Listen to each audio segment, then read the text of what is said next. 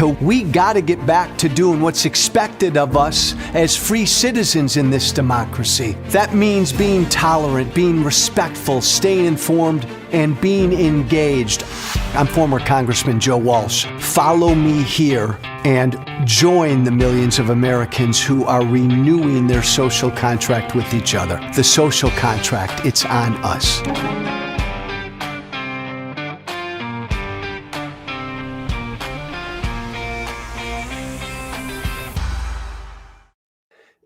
This is not an easy thing to say, but I think it's something that needs to be said. It isn't surprising that someone would try to kill Donald Trump. It's not surprising at all. I mean, think about it. Sit back for a moment and think about it. For 9 years now, every single day, Donald Trump has spewed hate and spread division and incited violence like nobody else. Every single day for 9 years. Ever since he came down from that escalator. Every single day, Trump has been hating on people. Every single day, and everything he has said and everything he's posted, he's always attacking that person, this person, that particular group, this particular group. Every day for 9 years, Donald Trump has hated on people. He's gone after people in ugly, cruel, divisive ways. Every single day. You remember earlier this year, Trump shared a meme of a hog-tied and kidnapped Joe Biden. Earlier this year, Trump shared that image and laughed about it. When Nancy Pelosi's husband was beaten by a hammer and almost killed, Donald Trump made jokes about it. Every day for 9 years, Trump has used his voice to spread hate and division and incite violence in this country like nobody else. No other figure the past 9 years, no other public figure the past 9 years has spewed as much hate or spread as much division or incited as much violence as Donald Trump has. Trump's been like a juvenile delinquent who throws a firecracker into a crowd of people every single day. Trump's like a juvenile delinquent who takes a lit firecracker and throws it every day for 9 years. He's been throwing that firecracker into a crowd of people every single day. That's what Trump's done. It's not surprising then that eventually somebody's going to go after that boy. Now, please understand what I'm saying. It's wrong that anybody would try to kill Donald Trump. It's terribly wrong. Political violence is wrong. Political violence is always wrong. Political violence must always be condemned. It's wrong that somebody would try to kill Donald Trump. But it's not surprising. Be honest. It's not surprising at all. Donald Trump has been this country's megaphone for hate.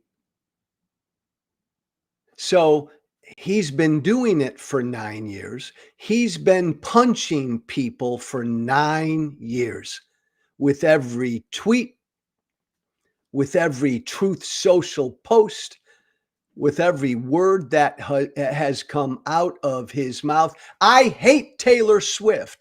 Everything this guy has said has been hate directed at somebody, at some group of people. Haitian migrants are eating your dogs and your cats. Trump's done this every single day for 9 years. So it's not at all surprising that some bad, sick, evil, crazy dude would grab a gun and try to kill him.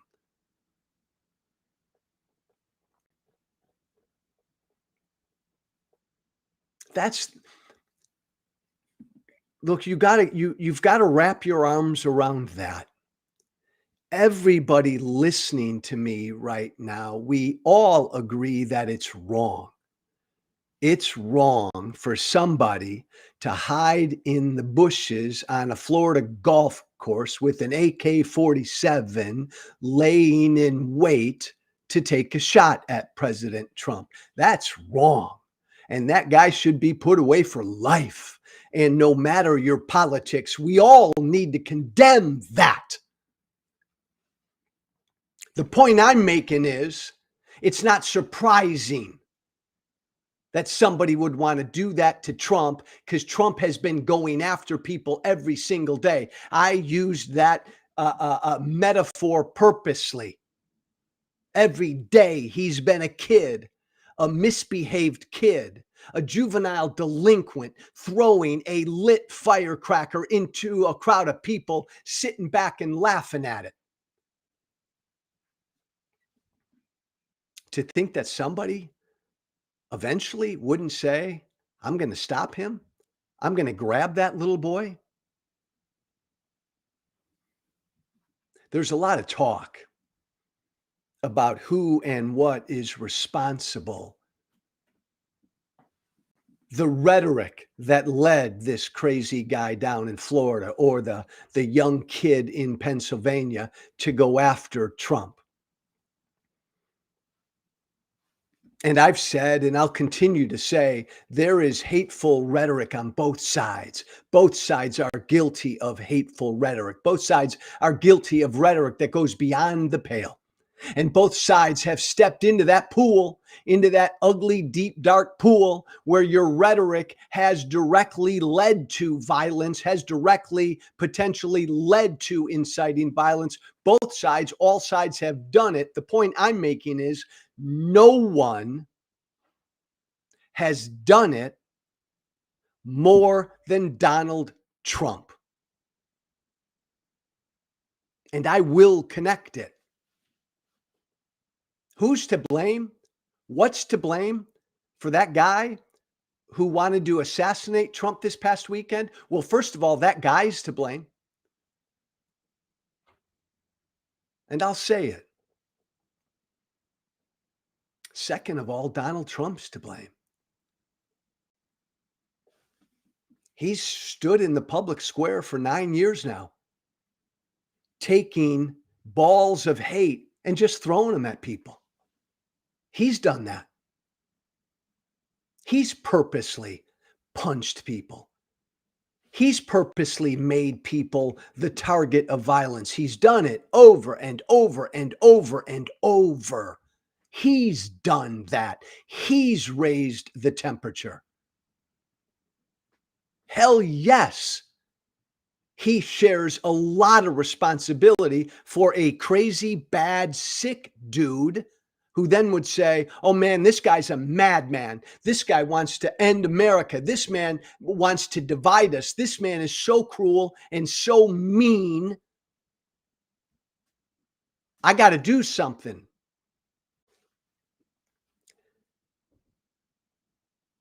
Trump's gone after disabled people cruelly. He's hated on the LGBTQ community with cruelty. He's endangered other politicians, other public figures. I hate Taylor Swift in all caps.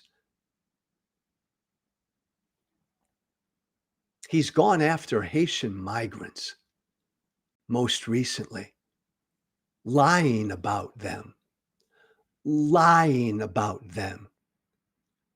And those Haitian migrants in Springfield, Ohio, and elsewhere now live in fear directly because of Trump's lies. So, like this talk about who's responsible, is it the left and the Democrats' rhetoric because they don't like Trump? Excuse me, Trump started this. I don't know any Democrat, I don't know anybody on the left who wants Trump dead. Every Democrat, everybody on the left wants Trump to lose, and they'd sure as hell love him in jail for the crimes he committed. None of them want him dead. If you're Donald Trump and you decide 9 years ago, I'm gonna go after my enemies in ugly, hateful, insightful, dangerous ways, and I'm gonna do it every single day. I'm gonna fire at people every day. I'm going to personally attack people every single day.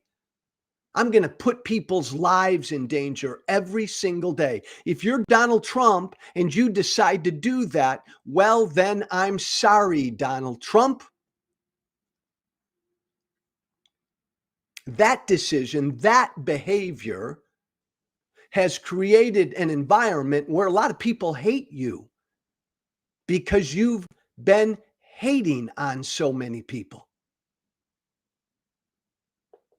Look, my point is it's not surprising. And even you Trump supporters should acknowledge it's not surprising. Trump got in a boxing ring 9 years ago, and Trump decided to put the gloves on and fight people. What? People can't fight back? And many of us have fought back in the public square. But is it surprising that a crazy, sick, evil person would fight back with political violence? We talk about how divided this country is. We talk about the level of hate in this country.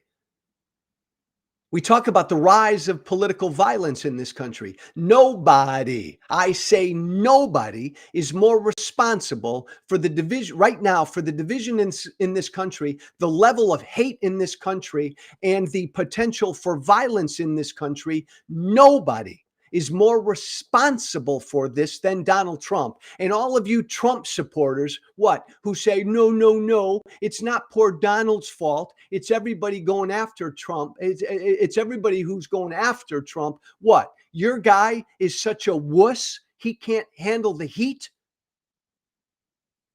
Trump gives, he can't take it. Trump punches people every day. Trump punches below every day, below the belt every day. Trump punches below him. He hits down every day.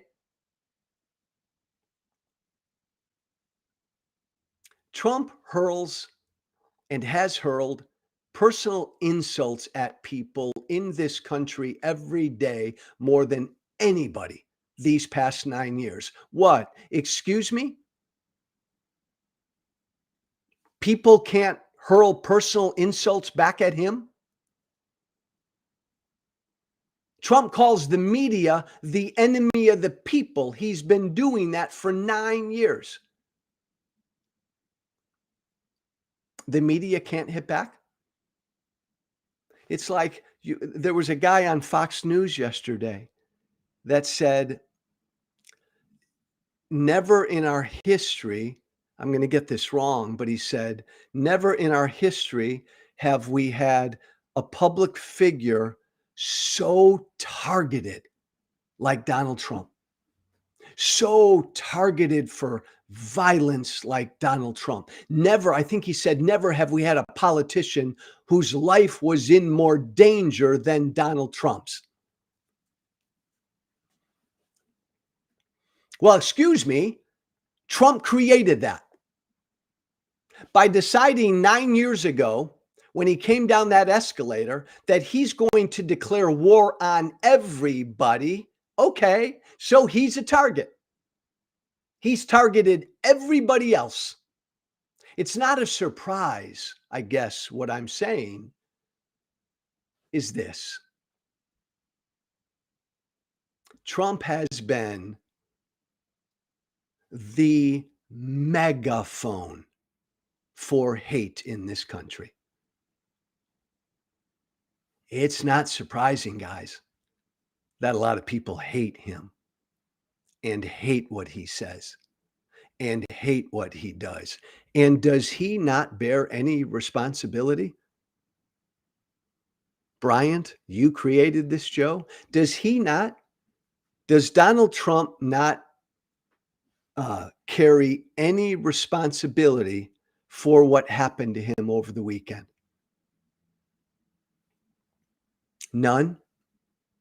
You mean then, and if you say that, Trump supporter, if you say that Trump has no responsibility for somebody wanting to kill him, then what you're saying is Donald Trump has carte blanche to spew hate every single day, and people can't hate him back.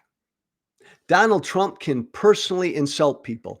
Donald Trump can laugh at Nancy Pelosi's husband when he was beaten almost to death with a hammer. What you're saying is Trump has a right to do that,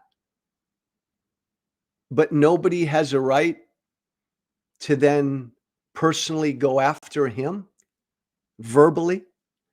Nobody has a right to hurl hate at him. And again, let's be clear so everybody understands what I'm saying. It's not surprising that some madman tried to kill him. It's not surprising at all. What that madman did over the weekend is wrong. He should be put away for life. Political violence is always wrong. If Trump is that juvenile delinquent, and I believe he is, who every single day for 9 years has taken a lit firecracker and thrown it in a crowd of people, if that's what Trump's done every day for 9 years, and I believe he has, nobody in that crowd of people still has a right to grab that little boy and kill him. That little boy needs to be defeated at the polls, at the ballot box. That little boy should be shunned. And if that little boy, even if he's a juvenile delinquent, broke the law, he needs to be put in jail. Nobody in that crowd of people has the right to physically try to harm that little boy.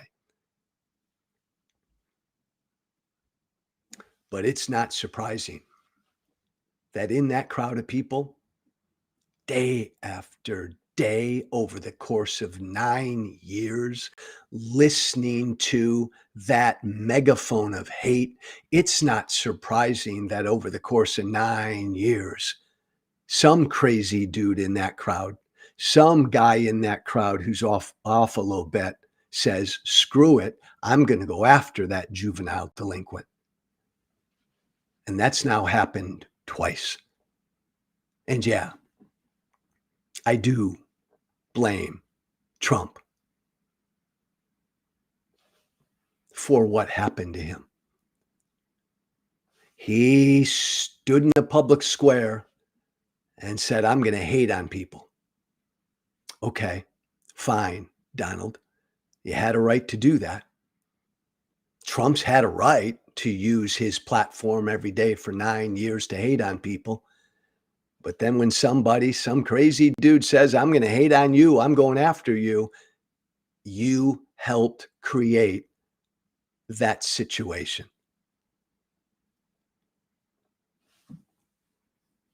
There's a level of hate in this country that this country cannot sustain. And we're all responsible for it. Nobody is more responsible for Trump. And look, I voted for Trump in 2016. I understand why people are drawn to him. I understand that Trump supporters wanted a guy who would punch CNN in the face. I get that. right? I understand that. But that doesn't excuse or protect Trump when he stands in front of his supporters and says CNN is evil. CNN is your enemy, right? When Trump says shit like that, Donald Trump is directly endangering everybody who works for CNN. He's got a right to say it. CNN is the enemy of the people. Go down the line, man. This is what he's done for 9 years. And all of you defending Trump, why do you treat him like a child? What he he's not responsible for anything he does. We are all responsible for what we say and do. CNN is evil, and they are the enemy of the people, says Brian.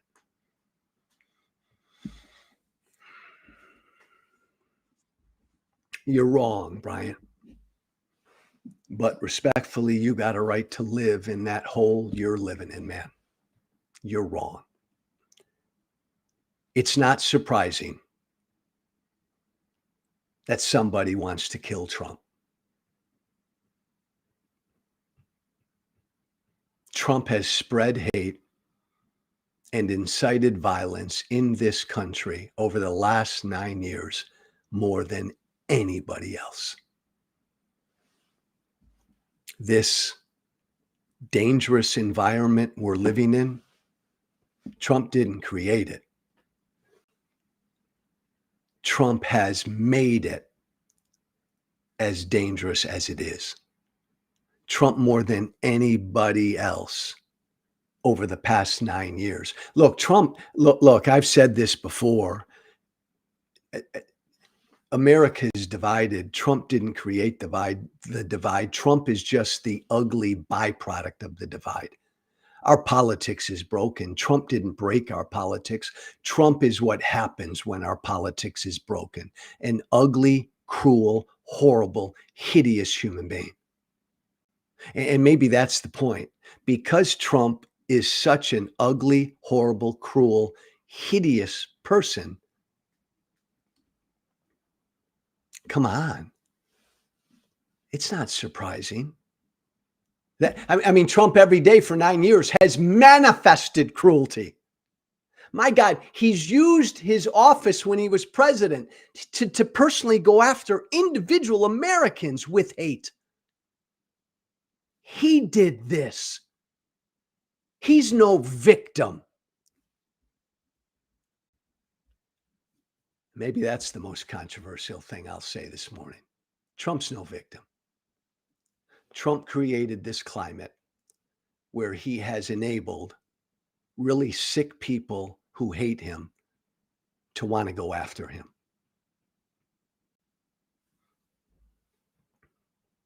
If you spew hate every single day against Americans you don't like, and that's what Trump's done for 9 years. If you do that, don't you dare be surprised that a lot of people hate you. Donald Trump, don't you dare be surprised that a lot of people hate him. Donald Trump should not be surprised at all that he is the most hated and the most despised political figure in America today, because that's all he's done is hate on people. That's all he's done is despise people. That's all he's done is try to divide people.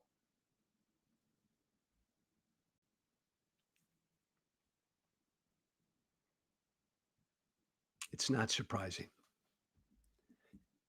Look, second point I want to make, and thank you everybody for listening to me this morning. There's a difference in political rhetoric. Like there's a difference in what political rhetoric is directly responsible for violence, directly incites violence. Like let's look at a few examples. Like when Donald Trump lies and said, I won the 2020 election, it was stolen from me.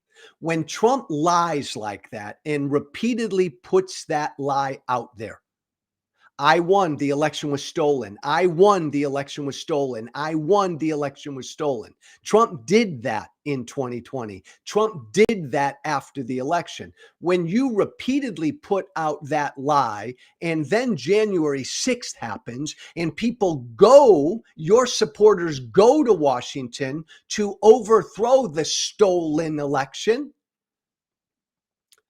your rhetoric directly led to January 6th. Donald Trump directly led to January 6th. He lied like it was. We all have our opinions. I think Trump's a threat to democracy. I do. I think the Democrats are trying to destroy America, others say. Those are opinions. On January 6th, before January 6th, before, during, and after the 2020 election, it wasn't Trump's opinion he was putting out there. Trump was lying.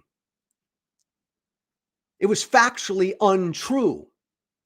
And that lie was believed by his supporters. That lie is still believed by his supporters. And that lie led his supporters to go to the Capitol on January 6th and try to overthrow an American election. So there's an example of rhetoric that directly incited violence. I'll give you another example. There are a lot of Haitian migrants living in Springfield, Ohio. Trump's out there lying about them. Trump's out there saying that these Haitian migrants are committing crimes everywhere and they're eating cats and dogs. Trump is out there saying that. J.D. Vance is out there saying that. That is a lie. That is a lie. And nobody listening to me right now can verify that or give me any proof, because there is none. But that lie, another lie of Trump's and J.D. Vance's, that lie that Haitian migrants in Springfield, Ohio are committing crimes everywhere and eating your cats and dogs has led to direct threats against Haitian migrants, has led to schools being shut down, certain small businesses being closed, bomb scares, Haitian migrants receiving personal threats. There's an example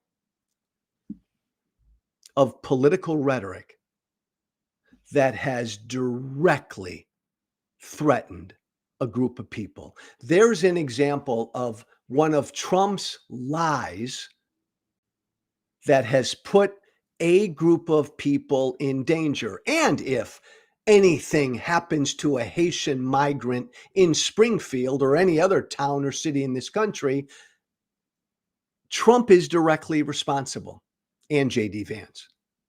Their lies have directly led to potential violence against Haitian migrants. That's all one type of political rhetoric, lying, directly inciting people to do something. When Donald Trump says Haitian migrants want to eat your cats and your dogs, Donald Trump is telling you, do something about it. Do something about these Haitian migrants. When Donald Trump says the election was stolen, Donald Trump is telling his supporters, do something about it. Take that government back. Overthrow that election.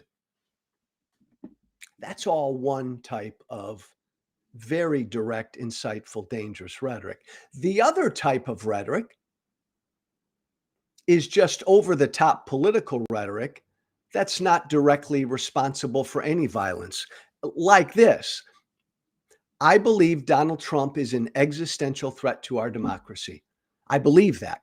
I've said that every day, and I'll continue to say that. That's my opinion. Now, I can back it up. I can tell you why I think he's a direct threat to democracy, but that's my opinion. And I think it's based on a lot of fact.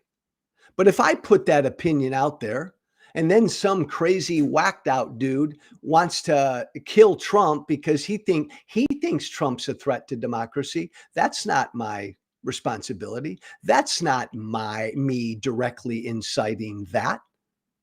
And it's just like, look at what Donald Trump said yesterday. Trump supporters, listen up to me right now. Did you see what Trump said yesterday?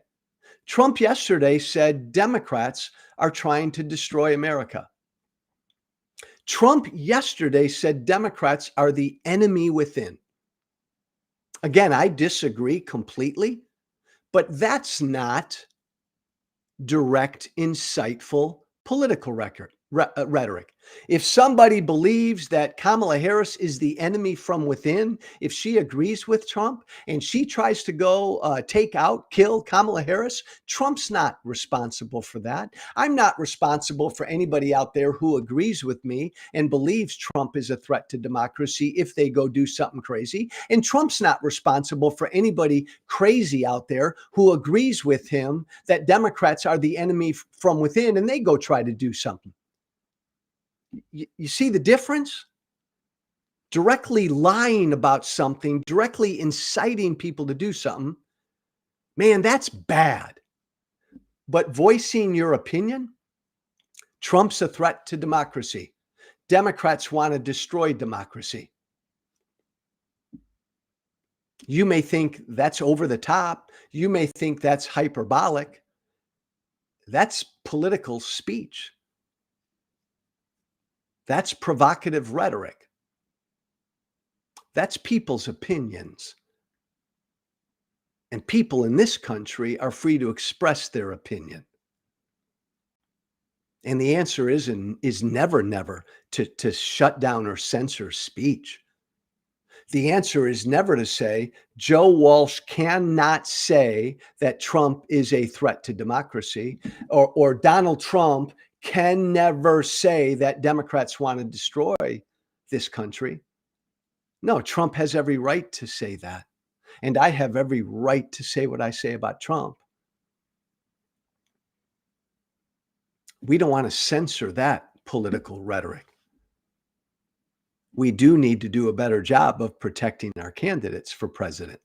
Donald Trump and Kamala Harris, any major party nominee for president, should have the same level of security that the sitting president and vice president have. That should be our focus, to make sure Trump is safe out there, to make sure Kamala Harris is safe out there. But it's not to censor anybody's speech. But do you see and do you understand the difference? Do you? The 2020 election was stolen. That lie, then directly leading to his supporters believing that lie and then acting upon that lie. That's not Trump's opinion. That's a lie. And it led to violence. Haitian migrants are eating cats and dogs. That's not Trump's opinion. That's a lie. It's factually untrue. And it's led to potential violence against Haitian migrants. That's the political speech. Again, I don't want to shut down or censor any speech, but that's the kind of political speech that we all must condemn and stop. By the way, those are lies. But expressing your opinion that Trump's a threat to democracy or Democrats want to destroy our democracy, man, the American people need to be smart enough to figure that out and either agree or disagree. And we live in a free country, thank God. We live in a free society. There are always going to be wacky, sick, nutty people who do wacky, sick, nutty things, who believe the same things we public figures believe. We're not responsible. Trump's not responsible. I'm not responsible for what they do. Trump is responsible when he lies about an election. And when this election comes along now, and I'm closing, baby, when this election happens, and if Trump loses and Trump again refuses to accept the results of the election, which he will do. It doesn't matter if Trump loses all 50 states or if he barely loses by a whisker. It doesn't matter. Donald Trump is a traitor to this country, I believe, because he'll never accept the will of the people. And him not accepting the will of the people. And then on November 6th and 7th, when Trump again says this election was stolen, and he says that repeatedly, as he will this year again, Trump again will be directly responsible for whatever his supporters do who believe Trump's lie. If you're honest with yourself, and you ought to be, we all ought to try to be, you know it's not surprising that somebody would want to kill Donald Trump. He's been the face of hate in this country. Nobody hates better than he does. Nobody divides us better than he does. Nobody incites violence better than he does. He's done it every day for 9 years. Not surprising that somebody would want to shut him up. It's wrong. Political violence is always wrong, but it's not surprising. He's responsible. He's responsible because he's the one who's been spreading this hate more than anyone else. Have a wonderful day. My email, by the way, Joe Walsh, I'll change it later. Keith, we'll change it later. Joe Walsh whiteflag@gmail.com. It's still the old podcast name. That's all one word. Joe Walsh whiteflag, all one word, @gmail.com. Shoot me an email with your constructive criticism, of course, good, bad, or ugly. And make it a good week. Thanks for listening. Be brave. Remember to listen, share, and follow The Social Contract with Joe Walsh on Apple Podcasts, Spotify, and everywhere great podcasts are found. And be sure to leave a 5-star review. This has been The Social Contract with Joe Walsh.